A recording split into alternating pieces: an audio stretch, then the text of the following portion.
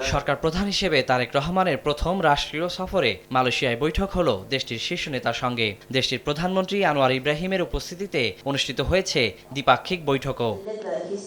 বৈঠকের পর যৌথ বিবৃতিতে দুই সরকার প্রধান তুলে ধরেন আলোচনার খতিয়ান, জানান ঢাকা কুয়ালালামপুরের সম্ভাবনার ভবিষ্যৎ। পরে শীর্ষ পর্যায়ের বৈঠকের বিষয়ে বিস্তারিত জানান প্রধানমন্ত্রীর উপদেষ্টা মাহাদি আমিন। বাংলাদেশে মালয়েশিয়ার বিনিয়োগ নিশ্চিত করাই সরকারের মূল উদ্দেশ্য বলেন তিনি।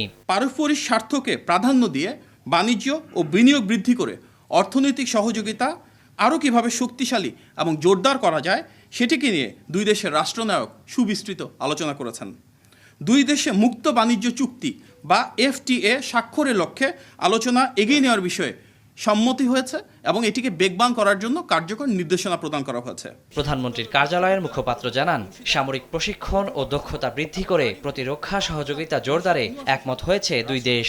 প্রতিরক্ষা সহযোগিতা আরও জোরদার, সামরিক প্রশিক্ষণ ও দক্ষতা উন্নয়ন কার্যক্রম সম্প্রসারণ এবং জাতিসংঘ শান্তিরক্ষা মিশনে পারস্পরিক সহযোগিতা বৃদ্ধির বিষয়ে উভয় দেশ একমত হয়েছে।